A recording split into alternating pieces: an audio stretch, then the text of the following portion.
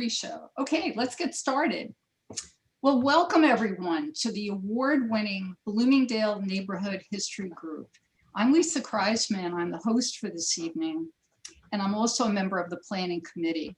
This evening's presentation is going to feature a hidden piece of history on the Upper West Side, Seneca Village, the site of a free African-American village in Central Park in the West 80s. And we are really fortunate to have an expert on this topic, Phil Stein, a long-term tour guide for the Central Park Conservancy and explainer for the New York Historical Society. Phil has given guided tours of Seneca Village to hundreds of visitors. Phil's presentation will run roughly 45 minutes with 15 minutes for questions and answers. Please submit your questions through the chat feature of Zoom. Following Phil's presentation, we have two young cyclists, one who's also a member of the planning group, that are going to talk about their recent ride to Washington for Black Lives Matters, which left from Seneca Village.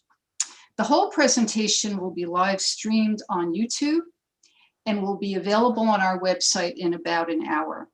And finally, we are so excited to announce that after this presentation tonight at 7 p.m. online, the Bloomingdale Group will be receiving the 2020 New York Archivist Week Award for the best educational use of archives.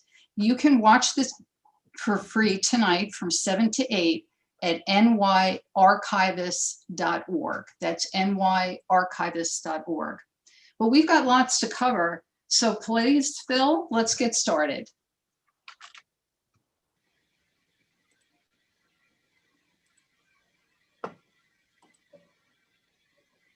Phil, I think you're muted. Okay, thank you, Lisa. I want to thank the Bloomingdale Neighborhood History Group for inviting me to give this presentation. I've been a volunteer tour guide with the Central Park Conservancy for about 12 years and have been giving tours of Seneca Village for most of that time. I'm also an explainer at the New York Historical Society, which was ahead of its time by featuring an exhibition on this topic in 1997. As may be the case with many of you, I have become a devourer of New York City history and American history, and this topic has become a part of that. Seneca Village was a well-established community of free African Americans that existed from 1825 to 1857 in an area that is now part of Central Park and was eliminated with the construction of the park. It had remained lost in history for many years until research within the last 30 years has been bringing its existence into recognition. This presentation will examine the significance of the community, why and how it came into existence, and what we know about it.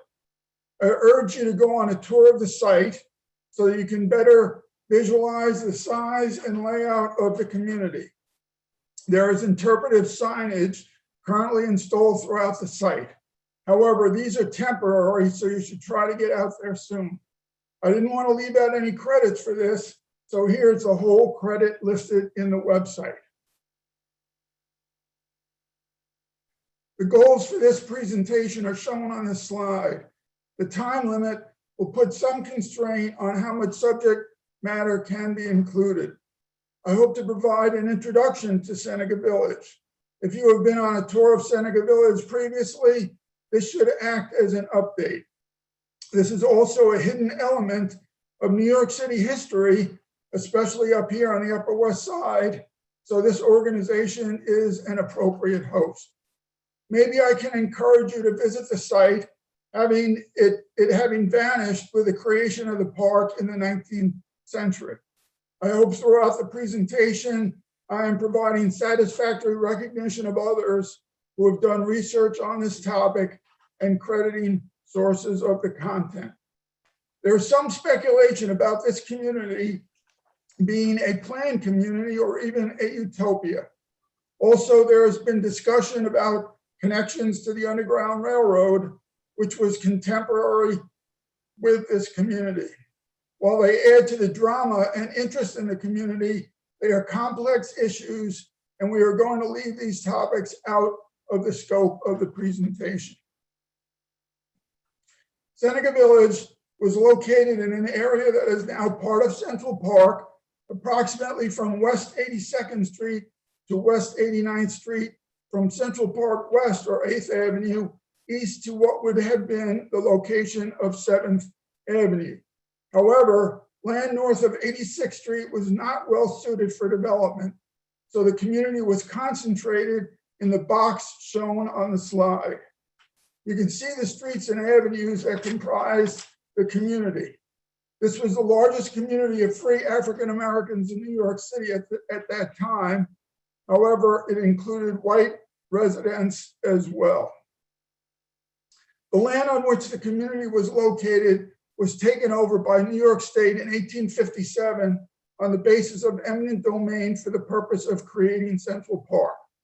This required all residents and structures in the area of the future park to be removed. The land was cleared to begin building the park, and the park dates its existence from 1858. There were residents of the land other than those in Seneca Village, and even industrial operations as well as a convent, but nothing that showed the organization and community elements of Seneca Village. Those community elements were, for example, churches with burial grounds and stable or long-term residence by occupants. Barns, stables, and sheds were also present, additional evidence of community. Half of all African-American families own land, 5 times the rate of the city as a whole. If you visit the site of the community now, there are no remnants that are visible. So how do we know about this village? We have a number of sources of information that have allowed researchers to piece together a picture. Maps are a significant source of information. Egbert Veely, the city's civil engineer, created a topographical map in 1857 showing geographical features in the area to become the park. This slide features a section of that map to show the location of the village and the general shape of the land area. We will use this map in this presentation to identify features of the village.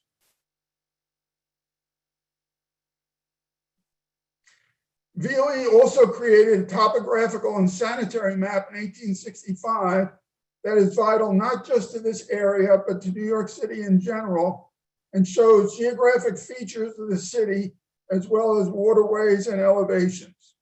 This famous map was created in 1865, but is so unique it is still in use today.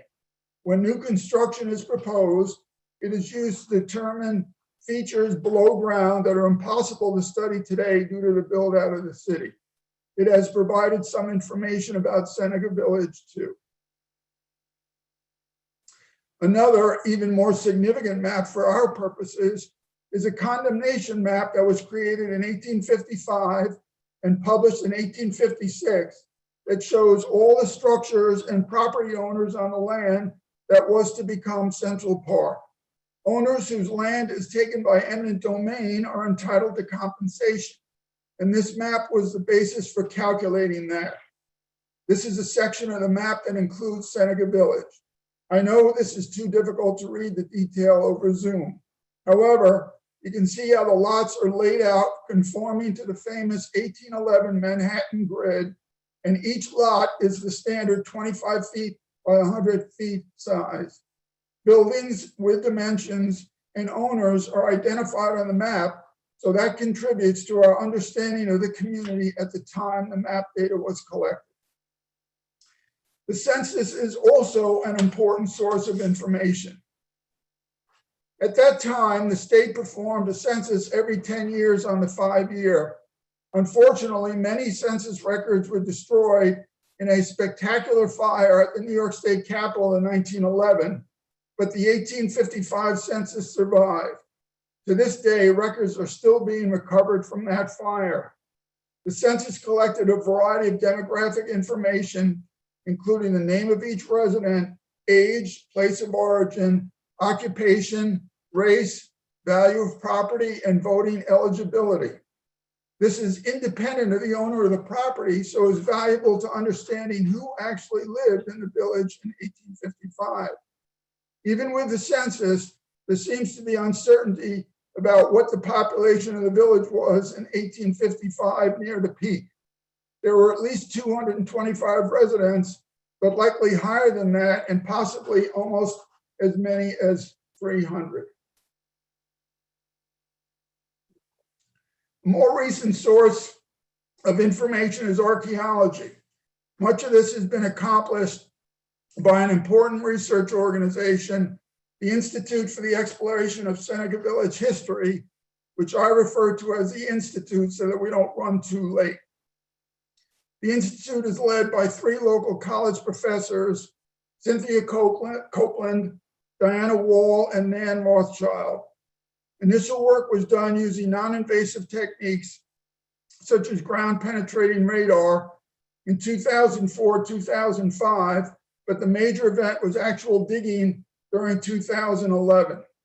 What's very exciting is that just in the last year, results of that work have been made public, and we will discuss some of that. Newspaper articles are another source of information. However, we have to be careful in using these sources.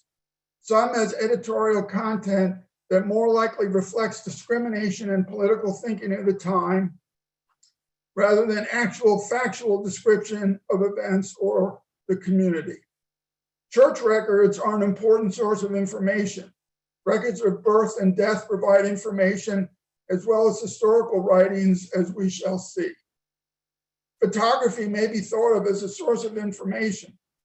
During these years, photography was in its infancy. It was available late in the timeline of the village, however, and would have been expensive. There have been no direct photos of the village found. We will discuss a few photographs that provide some indirect views. Most of the content of this presentation is based on all of these sources. Let's step back and see where Seneca Village was relative to New York City in the mid-1800s. Here's a map of New York City from that period. You can see the location of Seneca Village relative to the densely populated area of the city, which was located almost completely below 14th Street. The 3 wards highlighted, the 5th, 6th, and 8th, were the largest concentrations of African Americans in the city at that time. You can see that Seneca Village was located very distant from central New York City. Why would someone purchase property so far away with limited transportation and resources? That will be one of the questions we will examine. The more recent interest in African American history in New York City can be traced to the discovery of an African American burial ground in downtown Manhattan in 1991 during excavation for a federal office building. There's now a national monument there with a helical monument and a visitor center. Then in 1992, an important book was written about Central Park. It is titled The Park and the People, written by Roy Rosenzweig and Elizabeth Blackmore. It is their discussion of the residents of the land that became Central Park and included the first research on Seneca Village.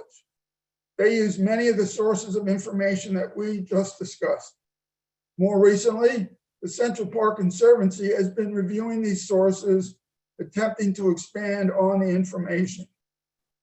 Please be advised that there's a lot we do not know, even after much research has been accomplished by dedicated people and organizations, but there continue to be opportunities to learn more about it. For example, in fact, we do not know why the community was called Seneca Village. The name appears in an important historical document, and I will discuss that further later. To appreciate Seneca Village, we need to understand the historical context in which it existed. Because slavery is such an important part of African American history, we have to discuss its existence in New York City. Due to our time limit, I am choosing to pass over the colonial history of slavery.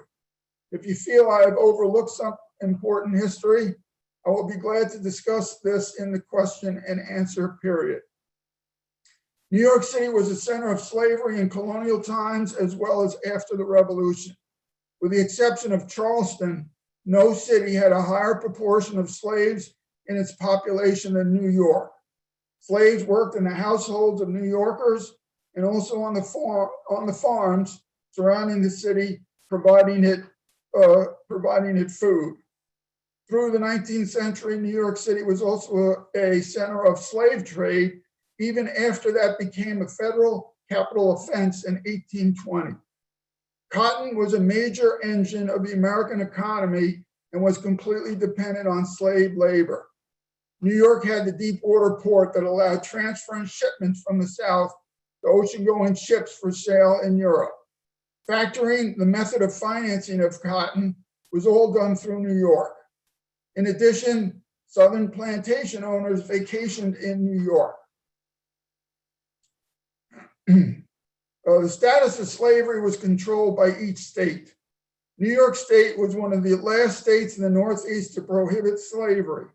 The first law to phase out slavery was passed in 1799 and another in 1817, but basically it resulted in July 4th, 1827 as the date for the elimination of slavery, and that is usually the date you hear associated with the end of slavery in the state. However, that is not exactly the case, as manumitted slaves entered a period of apprenticeship, which was actually indentured servitude, a form of slavery with a fixed termination date that could be as late as 1848.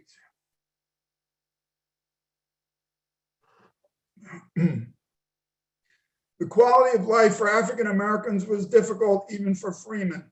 Discrimination left low-end occupations to African Americans, such as bootblack, chimney sweep, or washerwoman. Discrimination was present in the availability of residence, as outhouses, basements, or attics were typical for African Americans. In the main part of the city, African Americans lived principally in the 5th, 6th, and 8th wards, the 6th being the location of the notorious 5 Points slum district. Race riots took place, such as the riot of 1834, where African Americans were targeted and homes destroyed. Evidence suggests races were more harmonious in Seneca Village than in the central part of the city. I will comment on this later. Another type of event impacted Seneca Village in a different way. In the year following the race riot, 1835, a terrible fire destroyed a large section of the city. It occurred in December during sub-freezing temperatures, and the firefighting systems were inadequate because the sources of water, including pump systems, were frozen over. The water system in New York in general was inadequate to serve the growing population and was a cause of annual yellow fever and cholera epidemics. After the fire, civic leaders got serious about creating an appropriate water system for the city. In one of the great engineering projects of the 19th century, the Croton Aqueduct system was built between 1838 and 1842.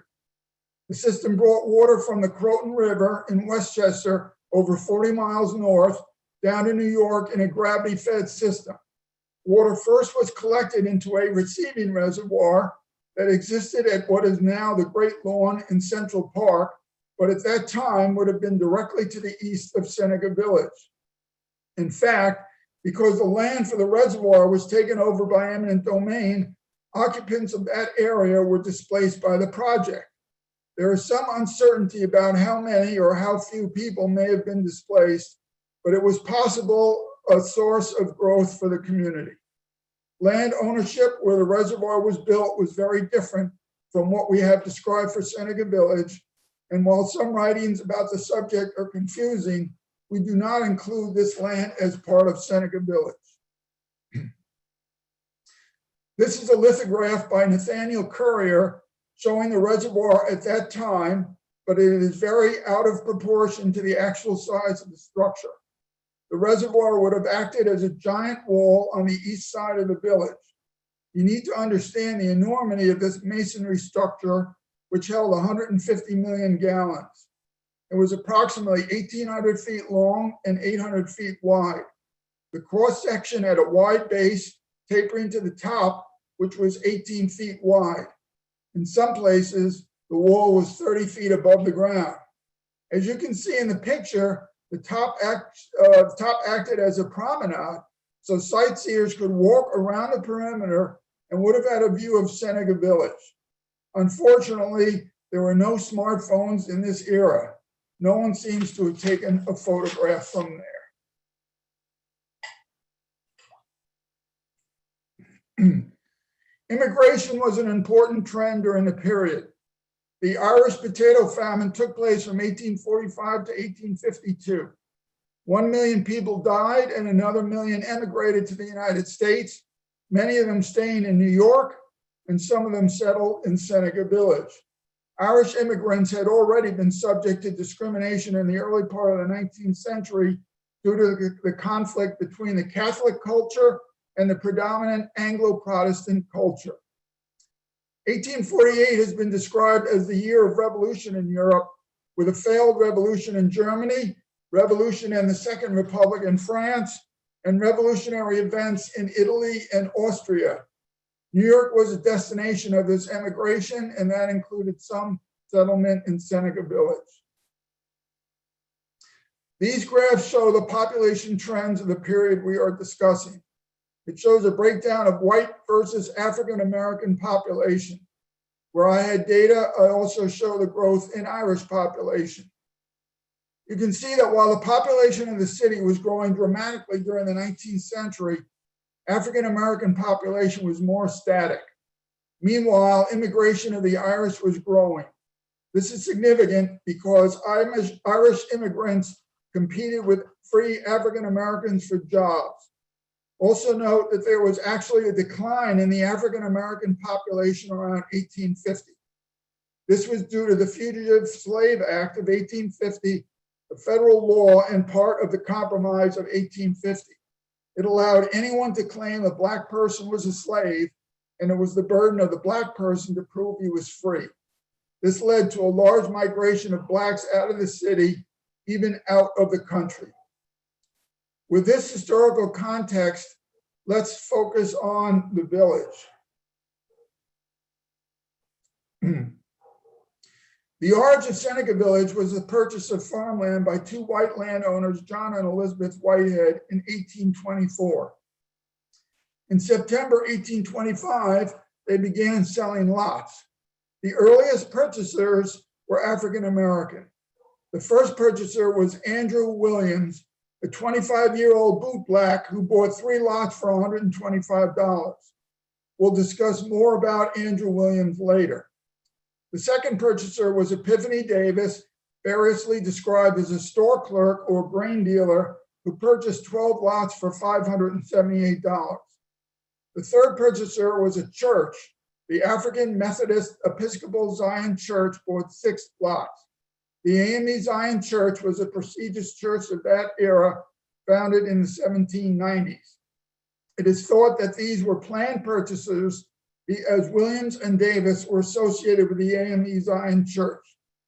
According to Rosenwald and Blackmar, between 1825 and 1832, 50 lots were sold, no fewer than 24 to Black families. This began the growth of Seneca Village. The cost of land was significantly less than property in central New York City, which was crowded with residential buildings next to industrial buildings. This low cost contributed to the growth of the village in another way. In 1821, a new constitution for New York State was created. It included qualifications for voting, and these qualifications were discriminatory. First of all, only men could vote, but we won't address the gender issue here.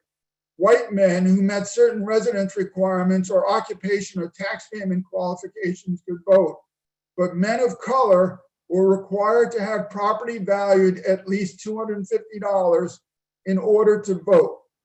In 1826, the requirements for white men were relaxed a bit, but the $250 requirement for men of color was retained.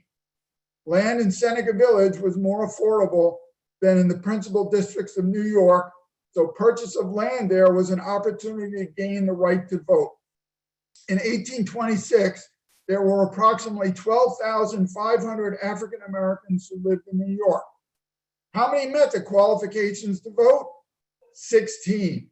To understand the significance of Seneca Village in voting, in 1855, there were approximately 100 African Americans in the city that were eligible to vote, and 10 of them owned property in Seneca Village, this small community of a few hundred people.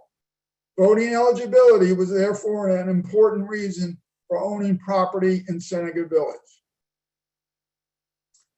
3 churches were established in Seneca Village and were central to the community, which you can see by their close proximity in the survey. I had stated that AME Zion Church was an early purchaser of property, and it had planned the use as a burial ground.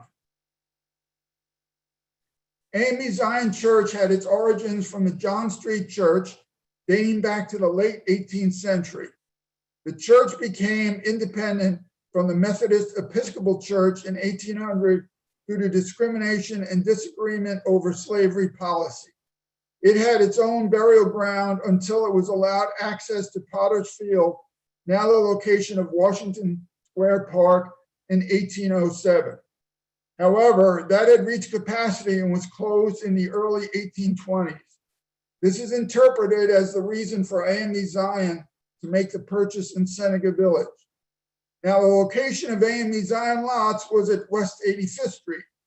Rolling ahead several decades to 1851, the city passed a law that made it illegal to have burials south of 86th Street. Therefore, the church could no longer have burials at this site. The decision was made to use the site for a church building. On August 5th, 1853, the cornerstone was laid for a church building on the site. Here is a newspaper article announcing the event. However, just 2 weeks later, on August 19th, a handbill was distributed throughout the city announcing that the land in this area was going to be taken over for the creation of a park. Even so, the evidence is that the church went ahead with the building as it shows up on the 1855 condemnation map. It was a structure 20 feet by 40 feet. There was a school in the planning for the building, but it is not known if that was ever included. We do not know why they went ahead with the church building. Maybe it was because they didn't believe the park would actually be built, as its location had been debated for a long time. The earliest church building in Seneca Village belonged to the African Union Methodist Church, which existed by 1840. We don't have a lot of information about this church, but its significance is that a school was included. Some sources state that the school was in a basement, but if you visit the location, you would see that there is Manhattan schist country rock in the area, and it is unlikely that the structure extended below ground. The school became part of the city school system and was referred to as Colored School Number 3. A third church in the community was the All Angels Protestant Church, which was a mission of the St. Michael's Church located at 99th Street between Broadway and Amsterdam Avenue, its current location. St. Michael's initially established a Sunday school in the community in 1833, but that was interrupted by the construction of the Croton Aqueduct. A Sunday school was reestablished in 1846, followed by appointment of Thomas McClure Peters as rector, donation of land by 4 women, and then construction of a church building in 1849. The church included a burial ground. You will recall that the city passed a law in 1851 prohibiting burials below 86th Street, so there was a very small window during which the burial ground could be used. However, 1849 was a significant year for cholera, so there were burials. The All Angels Church was built at a cost of about $2,300 and its valuation under the eminent domain condemnation, including land, was $4,050.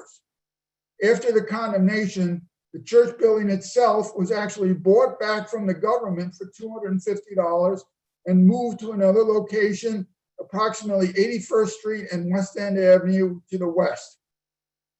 Significantly, there were photographs of the church after it was moved to the new site. One is shown here, so it is the only Seneca Village structure for which we have a photograph, although not taken in Seneca Village. This church was demolished, making way for the construction of a significant church building in the 1880s, so it no longer exists. That newer church is shown on the next slide. You can see from this slide that it was quite spectacular. The new church existed on West End Avenue and 80th Street until it was demolished in the 1970s to make way for an apartment building. All Angels Church still exists, located in the remaining parish hall built in 1804, located behind Zabar's. The choir rail and pulpit from the demolished church is on display in the Metropolitan Museum. One document surviving all this refers us back to St. Michael's Church. Historical writings are in a document entitled Annals of St. Michael's, being the history of St. Michael's Protestant Episcopal Church, New York, for 100 years, 1807 to 1907. However, this document has to be considered carefully because some of the facts seem to conflict with other available information, and it also contains biased or discriminatory commentary of Seneca Village. Let's move on to what we know about a few of the residents of the Seneca Village. This is related to the following topic, which is the quality of life in the community. We can get to know the community better for some of the residents. This version of the topographical map shows 5 residents highlighted in red. The first 2, Andrew Williams and William Godfrey Wilson, will be discussed in more detail in following slides. 3 others are highlighted here. Obadiah McCollin was a longtime New York resident. His occupation on the 1855 census was cook, and his property was valued at $4,000. Rosenzweig and Blackmore suggest that ownership of this much property by a cook is evidence of multi-generational wealth. McCollin was married to another landowner, Elizabeth Harding, and they had a boarder who was related to another resident of Seneca Village. This is an example of how close-knit the community was. Another property owner was a woman, Nancy Moore. On her property was one of the largest structures in the village, a 2-story frame house, 36 feet by 23 feet with basement. She lived there with 3 other women, all from Connecticut. In addition, there were Europeans in the community, including Irish, German, and French. John Half, of German descent, lived there with his wife and 5 children. He was an innkeeper, but also a horticulturalist. On the condemnation map, several of the lots behind those owned by the AME Zion Church marked with the notation half gardens, suggesting that he had landscaped them even if he did not own those lots.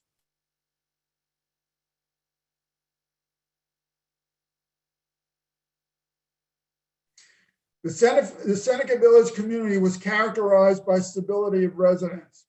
One example is Andrew Williams, whom we had identified as the first purchaser of property. He was a 25-year-old bootblack at the time of purchase of 3 lots for $125. Even with that ownership, he would not have reached the $250 property requirement for voting at that time. If we roll ahead to 1855, Williams was still a Seneca Village property owner and had a 2-story frame house and shanty. In 1855, the census lists his occupation as a cartman or carter. He transported goods, a significant improvement in his economic status. When eminent domain condemned Williams' property, it was assigned a value of $2,335. This was the same property he had purchased for $125 in 1825 with the addition of the house and shanty. This in itself seemed to be a large increase in property value. However, there is a letter that Williams prepared protesting that valuation because he had recently received an offer of $3,500 for his property, and he declined the offer because he felt the property was worth $4,000. The evidence is that his appeal was unsuccessful and he received only the original valuation as compensation. He subsequently purchased property in Newtown, Queens, and is one of the few residents for which we have information after Seneca Village was dissolved.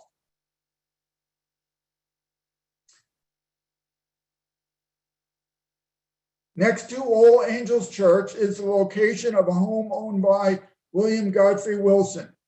He was the sexton of the church, so he performed administrative duties such as ringing the bell. This was one of the sites of excavation work done by the Institute in 2011. The home was a 3-story frame dwelling approximately 20 feet by 20 feet. Wilson lived there with his wife and 8 children. The foundation of his house was located during the excavation, and a variety of artifacts were found. These included pieces of ceramic and glass, a toothbrush, and a child's shoe. Also discovered were a roasting pan and an iron kettle. Artifacts related to the home itself included a piece of sheet metal that was possibly roofing material, brick that may have been from a chimney, and the schist foundation. All these provide some information about the economic class of the residents of Seneca Village. These objects suggest middle-class standard of living. After the condemnation took place, William Godfrey Wilson continued to work for the church in its new location to the west. Another example of ceramic is this teapot found near the site of Nancy Moore's home. It is a great example of blue transferware from Staffordshire, England, a major center of ceramic manufacturing supplier to the United States. The pattern Florentine was popular in that era, and the manufacturing date is estimated to be between 1842 and 1855. This shows additional evidence of middle-class living in Seneca Village.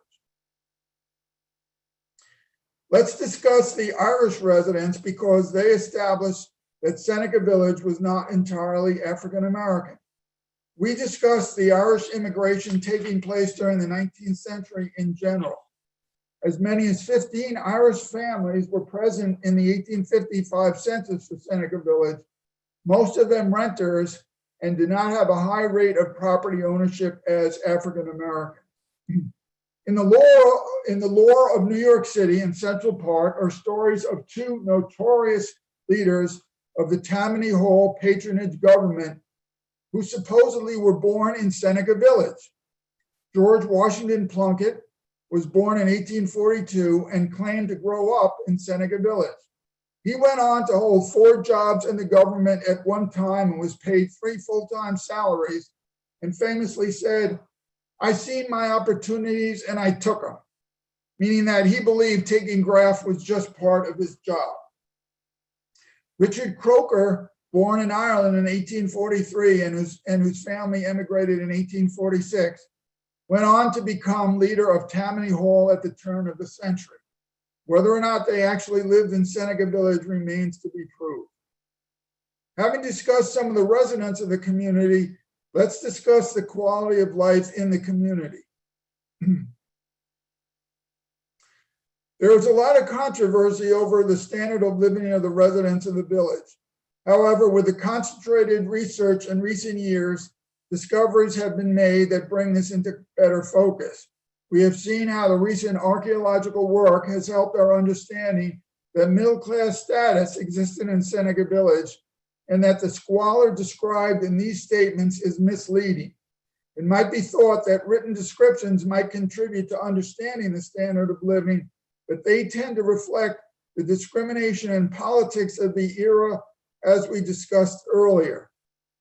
Here are descriptions from a number of sources, including newspapers and historical documents, that show conflicting opinions of the economic status of the community. Some are about squatters and residents throughout the land that became Central Park in general, so they may not be applicable to the Seneca Village community, which had the characteristics of stability we have mentioned. This brings us to the name Seneca Village itself. Where did that come from? Why that name? The name appears in that important historical document mentioned previously, the Annals of St. Michael's, authored by Thomas P. Peters, son of Thomas McClure Peters. However, as we noted above, this document contains racial characteristics similar to newspaper opinion. So we do not know why this name was selected. It may refer to Lucius Seneca, the Roman philosopher who was an abolitionist. It might be a reference to Seneca Falls, which was a center of abolition during this period. But it may refer to the Seneca Native Americans, a more derogatory reference. Race relations were apparently more peaceful than in the downtown city. I noted earlier the race riots in 1834.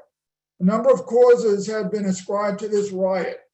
The riot was a reaction to abolitionists and a fear of amalgamation or interracial union. Although white abolitionists were targeted, most of the damage was to African-American community, destroying homes, stores, and churches. Seneca Village would have been a remote haven compared to this and may have led to growth of the community. Church records from All Angels also suggest peaceful race relations. For example, there is a burial record of a stillborn child of an interracial couple, Egbert and Catherine Stairs. Margaret Geary, a midwife, served both white and black clients.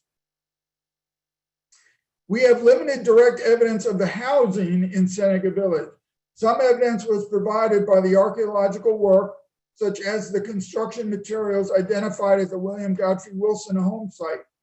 There are a couple of photographs that were taken in that era that may provide some indirect evidence of what the housing looked like. Here's a photo that was part of the submission by the designers of Central Park, Calvert Vaux and Frederick Law Olmsted, included in their proposed layout for the park. The photo is attributed to Matthew Brady, a photographer that later became noted for his Civil War work. The photo is actually a view taken to the southwest from approximately 79th Street. So while it does not show the area of Seneca Village, it is nearby. The second photograph of housing was taken in 1862 during the construction of Central Park, and it includes a rustic shelter in the park, Cop Cot, at the south end of the park. Perhaps this building is similar to housing in Seneca Village. We do not know. Water would have been an important resource for the success of the community. Ironically, although it was adjacent to the receiving reservoir, this would not have been a direct source of water for them. There were other important sources available to the residents. One was a spring near the community, now referred to as Tanner's Spring. It was one of the few natural water sources that still exist today in the park. The Hudson River was nearby and would have been a source of flotsam and jetsam, as well as a site for fishing. Recent archaeology, as reported by Meredith Lynn of Bard College earlier this year, has identified wet areas in the village that would support gardens or farming. Wet areas would have been more for individual residents than community-wide. The 1855 census indicated that residents came from rural states and the land in Seneca Village would have allowed farming. Here's a quote shown earlier from the New York Daily News, August 14th, 1857. Homes of various degrees of excellence, a number of these have fine kitchen gardens, and some of the side slopes are adorned with cabbage and melon patches with hills of corn and cucumber and beds of beets, parsnips, and other garden delicacies. This suggests that there might have been market gardens or kitchen gardens in Seneca Village. Also, Lynn reported possible orchards as shown in the slide, which would be another indication of the sophistication of agriculture. Where did the residents of Seneca Village go after their homes were condemned in 1857? This was a terrible time for African Americans to lose their homes. 1857 was the year of one of the worst Supreme Court decisions, Dred Scott. African Americans were denied citizenship. Also, 1857 was a year of recession, the Panic of 1857. In general, we do not know where residents went after they were thrown out of their homes. Due to the research of Cal Jones, Manhattan Borough Historian Emeritus, we know the descendants of Andrew Williams to the present day. He gave a presentation on that subject to this group this past February. It is possible that some residents moved to similar communities nearby. One such community was Weeksville in Brooklyn. This was an African-American community founded in 1838 and had a population at its peak of over 500. This community existed into the 20th century, and 19th century homes still exist on the site called the Hunter Fly houses. They have been restored, although the furnishings are now from the 20th century. Is it possible that the homes in Seneca Village look like this? We don't know.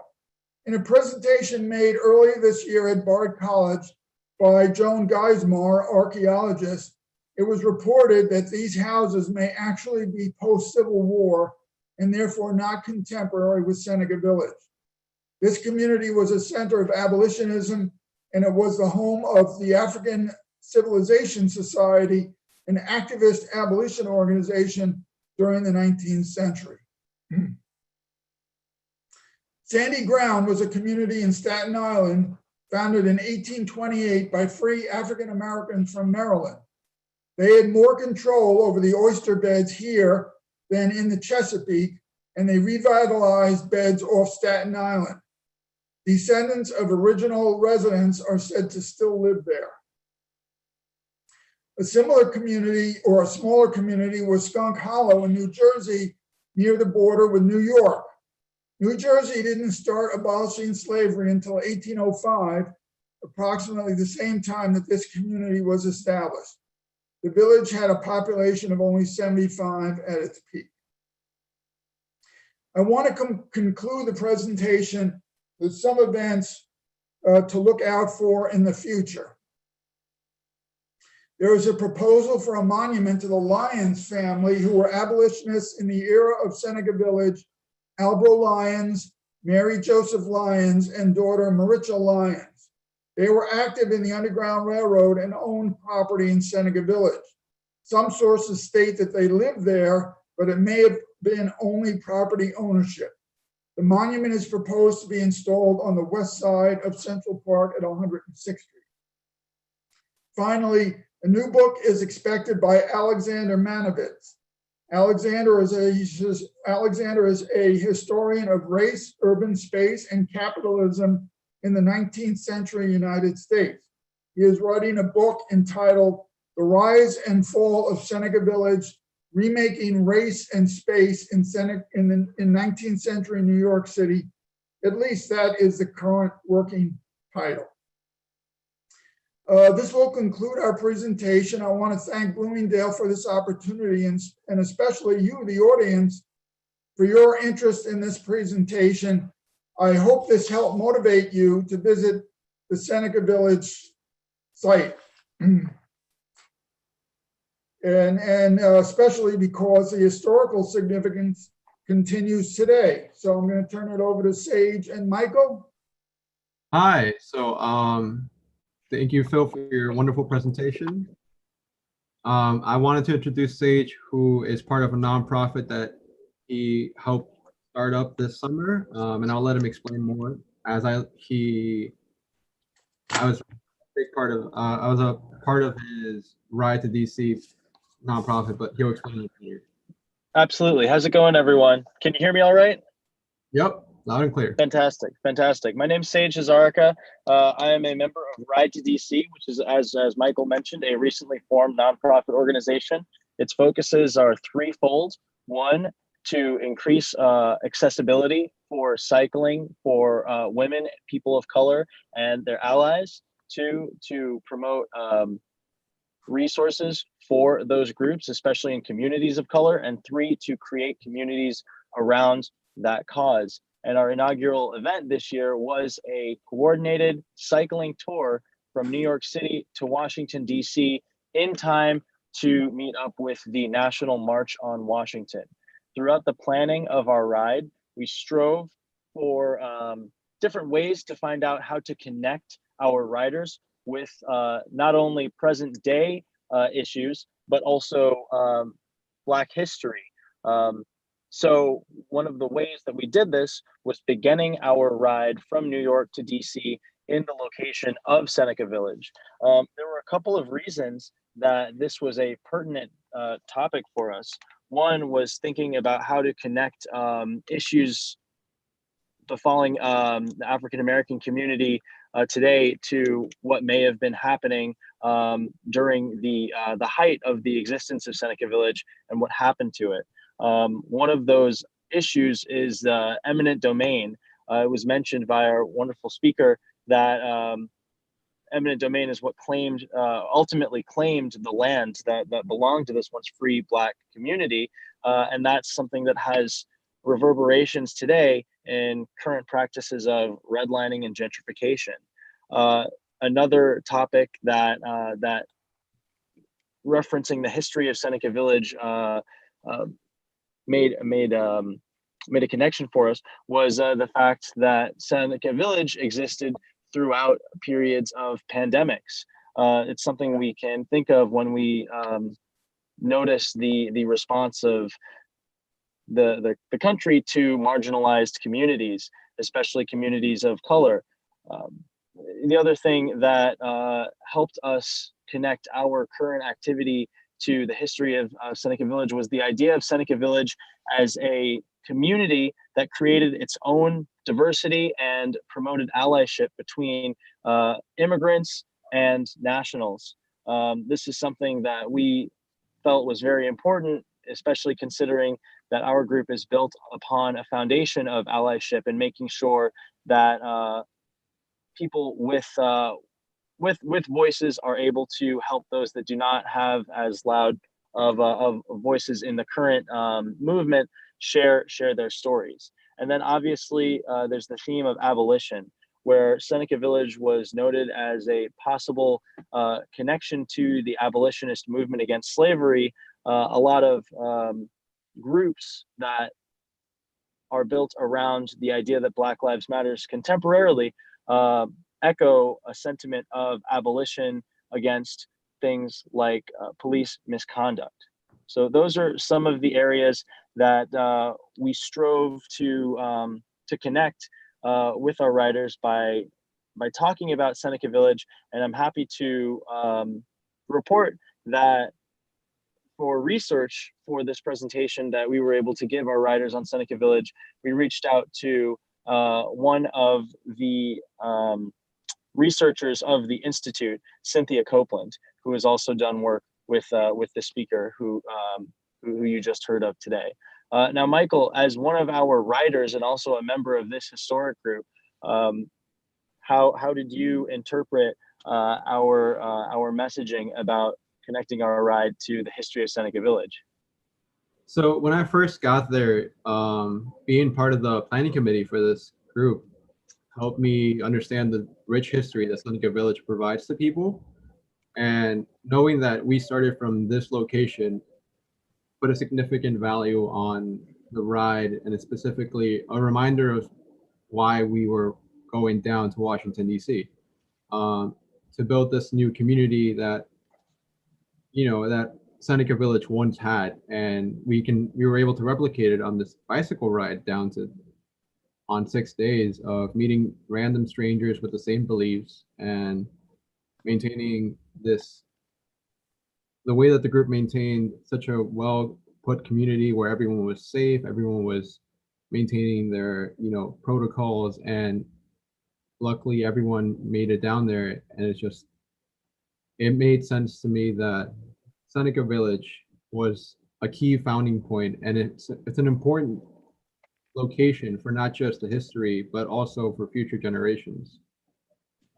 But yeah, that was my sense of how, Seneca Village provides a key standing point for historical purposes now and for the future. Well, with that, I think we will go to the Q&As for Phil, if anyone has any. And so, Phil, if you are still on. Yes, I am. All right. We have one from Miriam who asked about the school in Seneca Village. Was the school integrated, and was there a diverse population, if you know?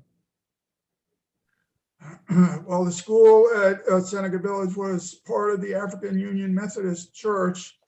I had never read anything regarding the racial content of the students there.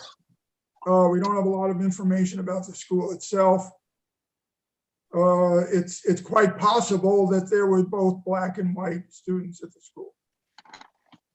Got it. And then you also had Tammy, who is wanted to let the audience know that the current mother of the AME Zion Church is located at 140 West 137th Street. She said she is a member of the Historical Arts Program, which take residence there. So if anyone else has a question, feel free to raise your hand and I will unmute you or put it in the chat. Yeah, there are a few questions that are coming across on the bottom here. Do you see that, Michael? A few new ones came in, but also there was another question about the racial makeup of the All Angels Church. I think, did you see that one? Correct. Question from Tammy: was All Angels Church a historically Black church? Thank you for asking that question, because I should have clarified that. It was a Protestant church, so in fact there would have been white members there as well as Black.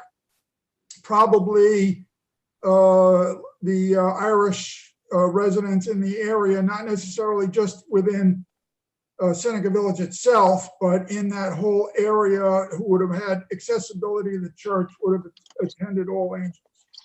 Right. And then we have another question asking if we know what approximately $125 would be in today's money.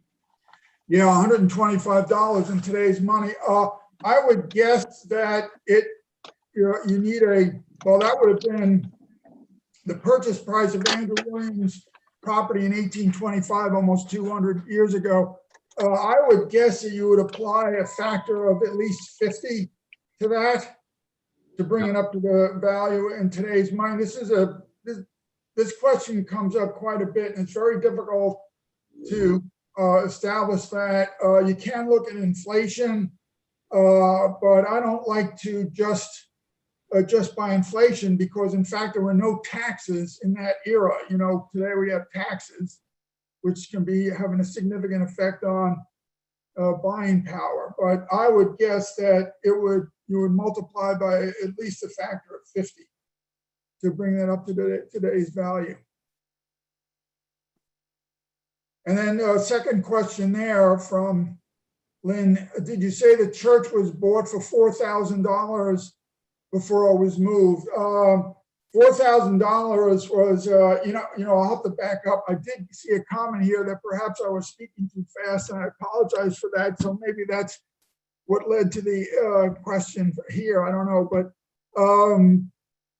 the church was originally built, the church structure. We're talking about the All Angels Church now. There was land donated by 4 women, and then the church structure was built in 1849 for about $2,300. They had difficulty collecting money to pay for the church. Actually, Thomas McClure Peters, the rector, actually gave a loan for $1,000 to allow the church to be built. But at the time of the condemnation in 1855, the church was valued at $4,050, but that included the value of the land. Okay, so there may not have been that much appreciation between the land plus the value of the building for the condemnation value. I hope that answers the question. Now, maybe it refers to the fact that after the condemnation and the value paid for the church, what happened was that the church itself bought back just the building, just the church building itself for $250, and they rebuilt it over on the west side as I had referred to it. So I hope that's a clarification on those amounts. Someone else wanted to know if there's any plans to do more extensive archaeological digging in Seneca Village. Well, I'm not a good one for a question there. The Institute, which is the Institute for the Exploration of Seneca Village History, would probably sponsor that. Maybe they're taking a rest here because from the 2011 dig, it took until about just last year to get all the work done on cataloging and photographing and analyzing the artifacts. There were 300 artifacts that were found in that dig in 2011. And it is available on a New York City website. So you can go and peruse that yourself, do your own archaeological digging just by looking through there, taking advantage of all the work that the Institute did. I have not heard that the Institute is interested in pursuing other sites. And but also the Central Park Conservancy has done a little bit of digging, not too much results from that, but I imagine that the Conservancy also might possibly be interested in doing some digging in the future. Got it. And then, do we know whether there were any protests when Seneca Village was proposed to be removed? Protests when the village was to be removed. I have heard stories of violence at the time when the residents were, required to move out. In other words, there was a drop dead date in late 1857. And I've heard stories of fires or some other protests, but I've never seen any documentation on that. And the qualified sources that I talked to have never indicated that. The biggest type of protest was of the form that I presented to you, where Andrew Williams protested the valuation on his property and went through a formal process to try to get that increase. So that's the only type of protest that I'm aware of. Okay. And do you know if any other parts of NYC were primarily African-American neighborhoods during the time that Seneca Village existed? Well, they were, again, the 5th, 6th, and 8th wards were the primary locations for African Americans in that era. And when we talk about New York City, we're talking about Manhattan. I did refer to in Brooklyn, Weeksville, which is near Bedford-Stuyvesant. That was a community that was established in 1838. So that would be what is part of New York City now, and you can go to that site. There is a visitor center there.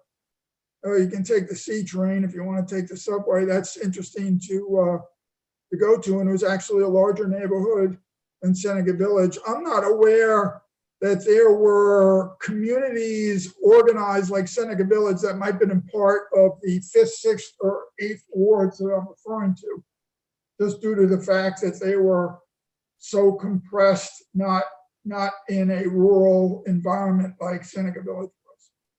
All right.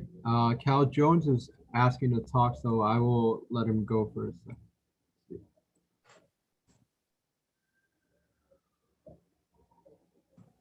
Cal, can you hear us?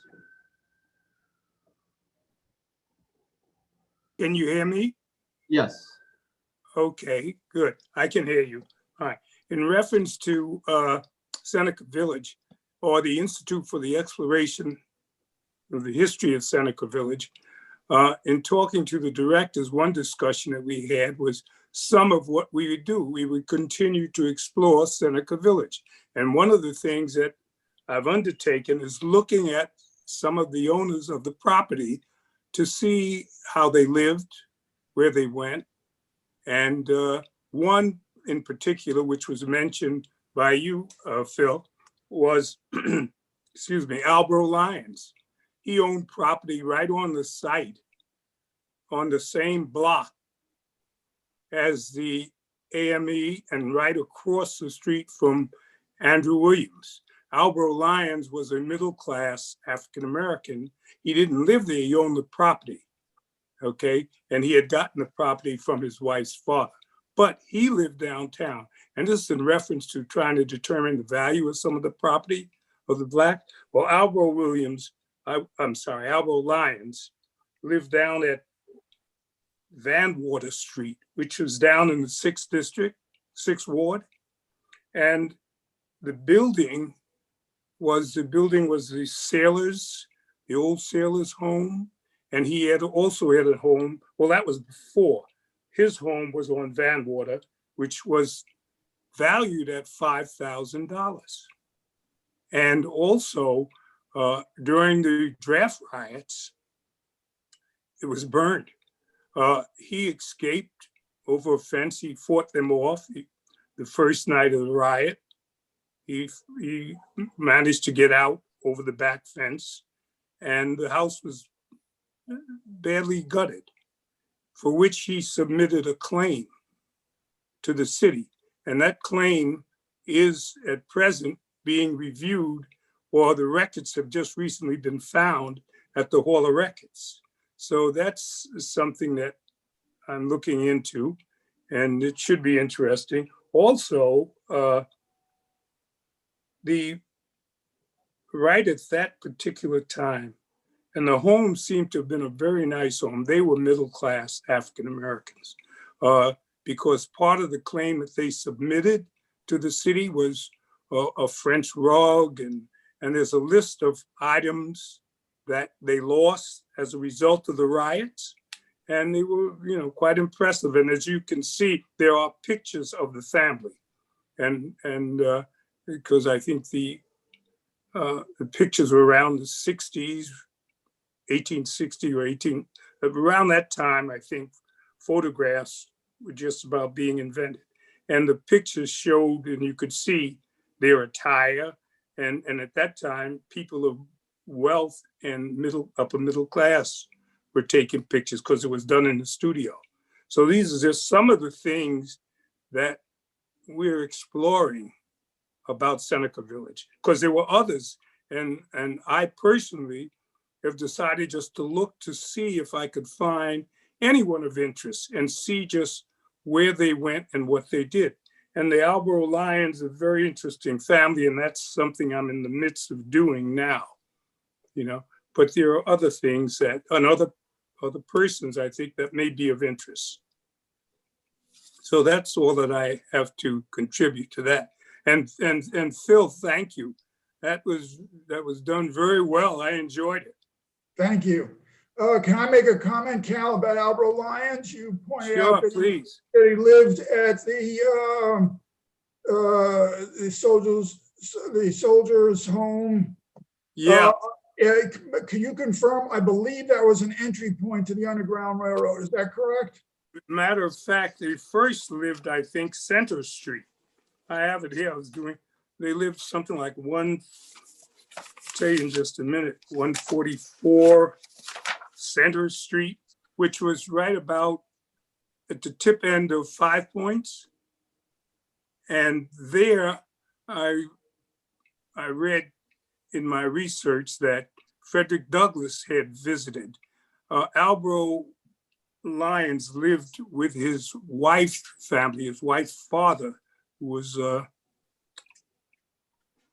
was very active in the underground. As a matter of fact, that was considered an underground station.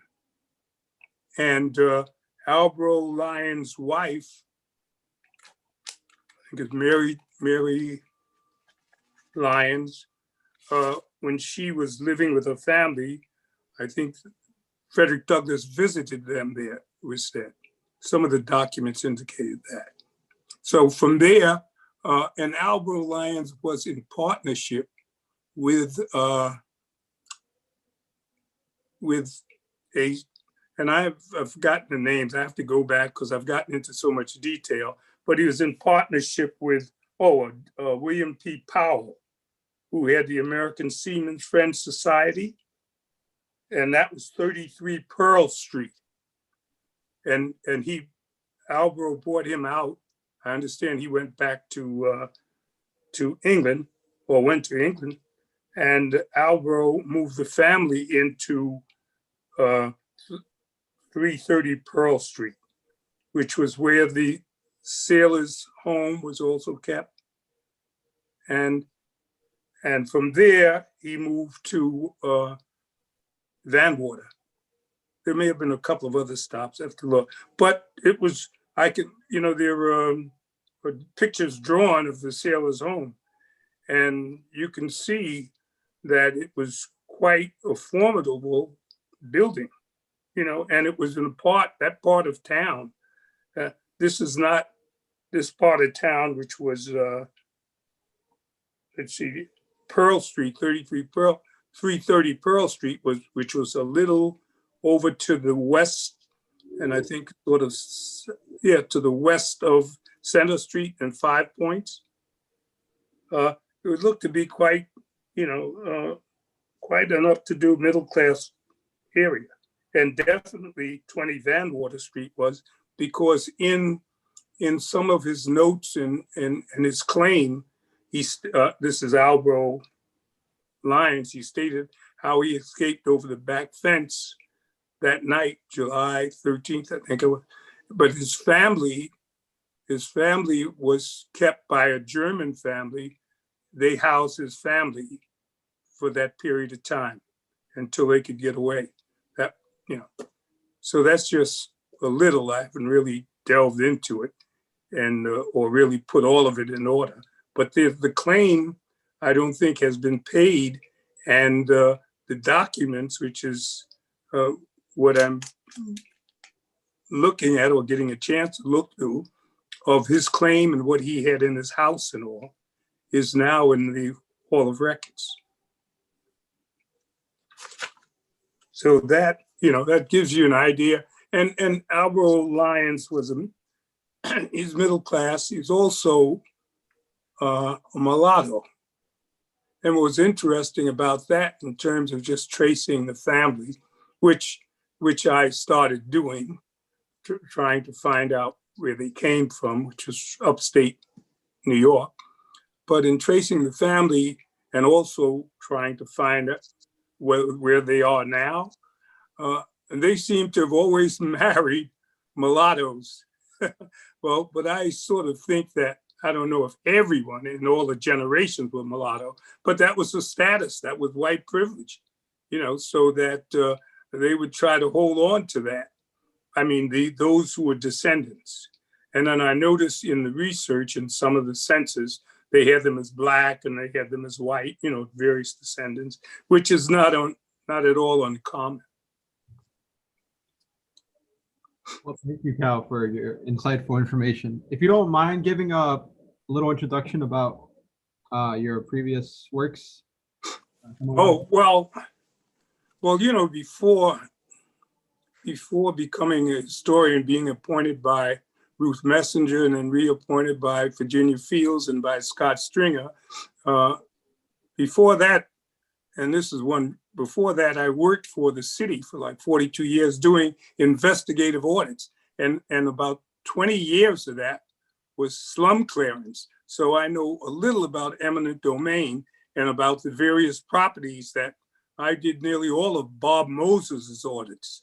Matter of fact, Park West Village, okay, Right. which right at this time, that's how I became acquainted with the Bloomingdale History Group. It was when we started organizing community history groups that I met Wynn in the group, and they were one of the best. They were always eager to connect with the past.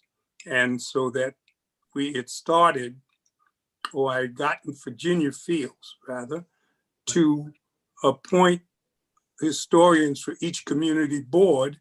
And I had directed them to research their community, to go back as far as they can, identify the groups living there and just what went on. And I got that started, but after a decade or so, I decided I had gotten into other things, and I decided to move on. And I was in hopes that everyone would continue their research, so that there's a Harlem historian. Bloomingdale was one of the best groups because they cover the area of Park West Village.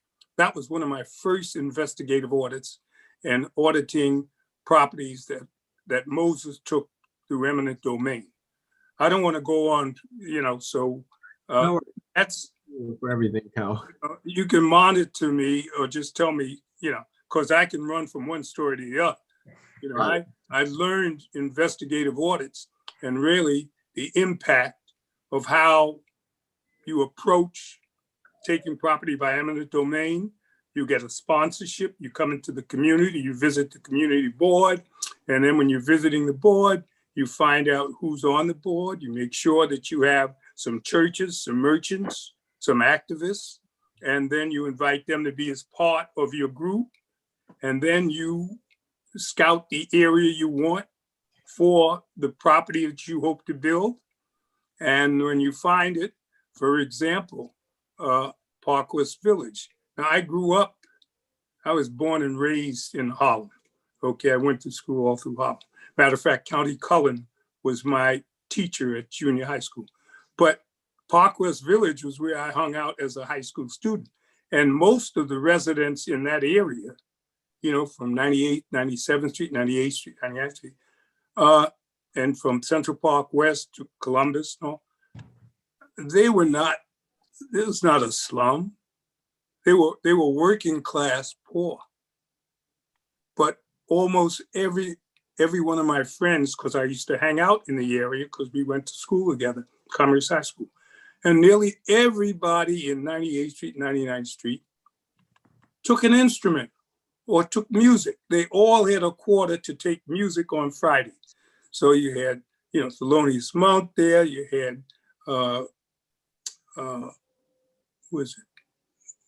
X-Ray Larkin, this kid who was Illinois Jacket and Arnie Carp. I mean, there was a great deal of talent in that area. And what happened was, that was a desirable area. They declared it a slum. It was not a slum area, okay? And then and oddly enough, after that, I had gone into the service and came out, and then I became an accountant. What was my first audit? Park West Village, and that was the area that I used to hang out in. And I loaned my buddy money so that he could buy a home in Queens because they had to vacate the area. But interestingly enough, and I think that Wynn has some of the information I shared when the audit was being done and there was a bit of a scandal. I mean, I could walk into that area, and in those days they had the big booms that they swung to knock down a building, Well, and part of my training was you first walk the site. You got your damaged parcel map. So what they have for 1855, that was always, you got a damaged parcel map, and you determine, first, after the property was given to whoever the sponsors, and the sponsors were very often a combination of business and also local people, you know, that, you were given the map, and this is the map that covers the area of the property that the eminent domain applies to. So we take the map, and what I would do is I'd walk the land to see if those sponsors, we call them sponsors, who took over the property were really operating the property that was legally theirs to take. And very often you found they had property that was not theirs, and they had property that was theirs that they weren't paying taxes on, and all kinds of that's I can tell you all kinds of stories, but I won't take up any more time. But I did 17 years of auditing World's Fair, Delano Village, Seneca Village, Lenox Terrace, Washington Square South, Trump Village, Lindsay Park, Rockaway, Stuyvesant Town, Peter Cooper Village. So I did most of it, and I got the jobs because a lot of my colleagues didn't want to go into the so-called slum areas. And since I was African American, you know, that was like throwing Briar Rabbit into the briar patch. Thank you, Cal, for this wonderful information. Yes. Unfortunately, I think we need to sort of wrap up our presentation. We'd like to hear more from you at another point. We're all excited because our awards ceremony is about to start at 7 o'clock, and I want to give people time to get on to that. Further questions can be directed to whom, Michael? So they can be redirected to, I will type in the email right now, but it's info@ColumbusAmsterdamBid. Right, so we'll get to your questions. Phil or even Cal may be able to answer those questions. I want to thank Phil for his excellent presentation, Yes. Michael and Sage for sharing their experience with us, and for Cal Jones for sharing that really interesting information and contributing to the city the way he has. As I said, this presentation will be posted on our website. Our next presentation will be November 18th, featuring Ethel Sheffer on the topic of Riverside South. We'll be sending details about that to our members. If you're not a member, please go to our website and sign up. That's upperwestsidehistory.org. And again, I'll remind you that in a couple of minutes at 7, Bloomingdale Group will be receiving an award for the 2020 New York Archivist Week. And that can be seen at nyarchivist.org. Thank you all for joining us, which I hope was a fun and very interesting presentation. And good night. Good night.